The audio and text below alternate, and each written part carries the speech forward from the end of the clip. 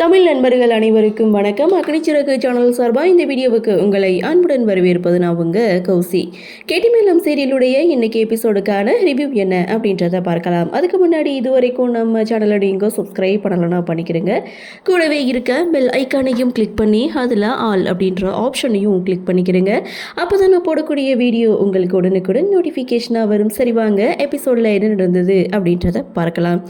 எபிசோடை பொறுத்த வரைக்கும் அஞ்சலி, மகேஷ் இவங்க 2 பேரும் மறுவீட்டு விருந்துக்கு அஞ்சலியுடைய வீட்டுக்கு வந்திருக்காங்க. அஞ்சலியை பார்த்ததுமே ஒட்டுமொத்த குடும்பமும் ரொம்ப சந்தோஷப்படுறாங்க. அஞ்சலி தனியாக நின்றுட்டுருக்க மகேஷ் கிட்ட வந்து, ரொம்ப நாள் கழித்து அப்பா அம்மாவை பார்க்குறேன், அப்பா அம்மாகிட்ட கொஞ்சம் நேரம் உட்காந்து பேசிட்டு வரட்டுமா அப்படின்னு சொல்லி பெர்மிஷன் கேட்குறாங்க. இங்கே மகேஷ் வந்து கோவப்பட்டாலும் அதை வெளியில் காட்டிக்காமல், என்ன செல்லக்குட்டி இதெல்லாம் என்கிட்ட கேட்கணுமா அப்படின்னு சொல்லி சமாளித்தாலும் இன்னொரு விஷயத்தை பற்றி மகேஷ் வந்து கேட்குறாங்க. அதாவது அக்கா கிட்ட நிறைய விஷயங்கள் பேச வேண்டியது இருக்குது, இன்றைக்கி நைட்டு அக்கா கூட பேசிட்டு அவங்க கூடவே படுத்துக்கட்டுமா அப்படின்னு சொல்லி கேட்க மகேஷ் பயங்கரமாக கோவப்படுறாரு. அஞ்சலி செம்ம ஷாக்காக, என்னடா இவர் இப்படி கோவப்படுறாரு அப்படின்னு சொல்ல, அந்த இடத்துல மகேஷ் பார்த்தீங்கன்னா சடனாக அவருடைய கேரக்டரே வந்து மாற்றிக்கிறாரு.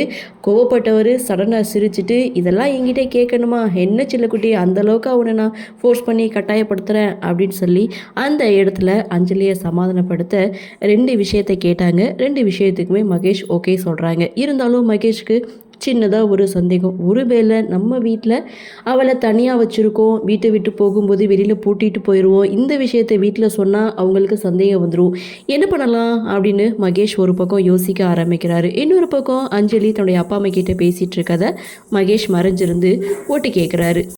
அஞ்சலி தன்னுடைய அப்பா அம்மா கிட்ட பேசிகிட்டு இருக்கும்போது மகேஷை பற்றி தவறாக எதுவும் சொல்லலை, ஆனாலும் தன்னை பற்றி எதுவும் சொல்லுவாளா அப்படின்னு சொல்லி மறைஞ்சிருந்து கேட்டுட்ருக்காங்க.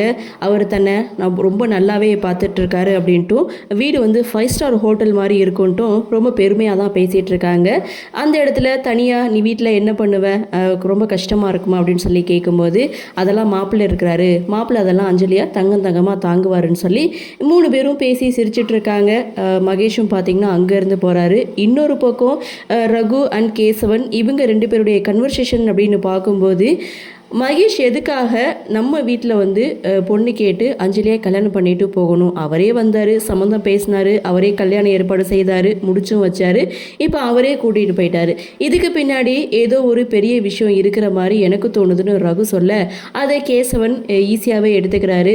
ரகு கெஸ் பண்ணது கரெக்டு தான், இருந்தாலும் அந்த இடத்துல ரொம்ப டீப்பாக அதை பற்றி பேச மாட்டாங்க. கரெக்டாக அந்த சமயம் பார்த்து மகேஷும் வர, நாம் பேசினது இவருக்கு கேட்டிருக்குமோ அப்படின்ற பயத்தில் 2 பேரும் நின்றுட்டுருக்க மகேஷும் பார்த்தீங்கன்னா அங்கேருந்து போகிறாங்க. இன்னொரு பக்கம் தியாவுக்கு துளசி இங்கே கதை சொல்லிட்டு இருக்காங்க. இங்கே துளசியுடைய ரூமுக்கு அஞ்சலியுடைய என்ட்ரி. ஸோ இங்கே அஞ்சலி, துளசி, தியா இவங்க 3 பேரும் என்ன பேசிக்கிறாங்க அப்படின்றத மறுபடியும் மகேஷ் ரூமுக்கு வெளியில் நின்று கேட்டுட்ருக்காங்க. அந்த இடத்துலையும் மகேஷை பற்றி அவங்க எதுவும் தவறாக சொல்ல மாட்டாங்க. இருந்தாலும் துளசியுடைய தாய் பாசத்தை இங்கே அஞ்சலி ரொம்பவே மிஸ் பண்ணுறதா துளசி கிட்ட வந்து சொல்கிறாங்க. அதை ஒரு பக்கம் மகேஷ் வந்து கேட்டுட்ருக்காரு. இன்னொரு பக்கம் கேசவன், தீபா இவங்க 2 பேருமே தீபாவுடைய வீட்டுக்கு விருந்துக்கு போகிறாங்க. போன இடத்துல தீபாவுக்கு முதல்ல பார்த்த மாப்பிள்ளை என்ன பண்ணுறாரு, 2வதாக பார்த்த மாப்பிள்ளை என்ன பண்ணுறாரு அப்படின்னு சொல்லி தீபாவுடைய பாட்டி அவங்க மையங்கிட்ட வந்து கேட்டுட்டு இருக்கும்போது, சென்ட்ரல் மினிஸ்டராக இருக்காங்க அப்படின்னு சொல்லி ரொம்ப பெருமையாக பேசிகிட்டு இருக்காங்க. அதாவது கேசவனை அசிங்கப்படுத்துகிற மாதிரி இவங்க பேசிகிட்டு இருக்காங்க.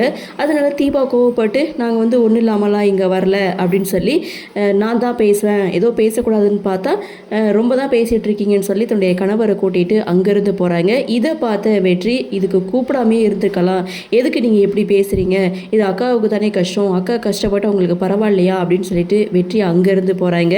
அப்போது வெற்றியுடைய அப்பா சொல்கிறாரு, நீ பேசாததையா, நீ திட்டாததையா நாங்கள் திட்டோம், இப்போ என்ன சொல்லிட்டேன், இந்த ஒத்த வார்த்தை கூட உங்களால் பொறுத்துக்க முடியாதா அப்படின்னு சொல்லி வெற்றியுடைய அப்பா ஒரு பக்கம் பேச, கேசவன், தீபா 2 பேருமே கோச்சிட்டு அங்கேருந்து போகிறாங்க. இன்னொரு பக்கம் அஞ்சலி, மகேஷ் இவங்க 2 பேருக்கும் வீட்டில் தடபுடலாக விருந்து ஏற்பாடு செய்துட்ருக்காங்க. ரேவதி பார்த்திங்கன்னா வீட்டுக்கு பூ கொண்டு வந்து கொடுக்குறாங்க. இங்கே லக்ஷ்மியும் ரேவதி கிட்டே கொஞ்சம் வெயிட் பண்ணுமா, வீட்டில் பலகாரம்லாம் செய்திருக்கோம், சாப்பிட்டு போகலான்னு சொல்லி ரேவதியை இங்கே வெளியிலே வெயிட் பண்ண சொல்கிறாங்க. முருகன் பார்த்திங்கன்னா பம்பரமாக சுற்றிட்டு வீட்டில் இருக்கிற வேலையெல்லாம் இழுத்து போட்டு செய்துட்ருக்காரு. அதாவது வீட்டை அலங்காரம் பண்ணுறது, பொருட்கள் வாங்கி வந்து கொடுக்குறது, இது எல்லா வேலைகளையுமே முருகன் வந்து பார்த்துட்ருக்காங்க. அப்படி வீட்டை வந்து பூவால் அலங்கரிக்கும் போது ரேவதி முருகனுக்கு ஹெல்ப் பண்ணுறாங்க. இதோட எபிசோடையும் முடிக்கிறாங்க. அடுத்தடுத்து என்ன மாதிரியான சுவாரஸ்யத்தோடு கதைக்கள நகர்வை கொண்டு வராங்க அப்படின்றத நாமளும் பொறுத்திருந்து பார்க்கலாம். இன்றைய பகுதி பற்றினா உங்களுடைய கருத்தை வழக்கம் போல் கமெண்ட் செக்ஷனில் பதிவு பண்ணுங்கள். இந்த வீடியோ உங்களுக்கு பிடிச்சிருந்தா லைக் பண்ணுங்கள், ஷேர் பண்ணுங்கள், மறக்காமல் நம்ம சேனலை சப்ஸ்கிரைப் பண்ணிக்கிறீங்கன்னு சொல்லி இந்த வீடியோவிலேருந்து விடைபெறுகிறேன். நன்றி, வணக்கம்.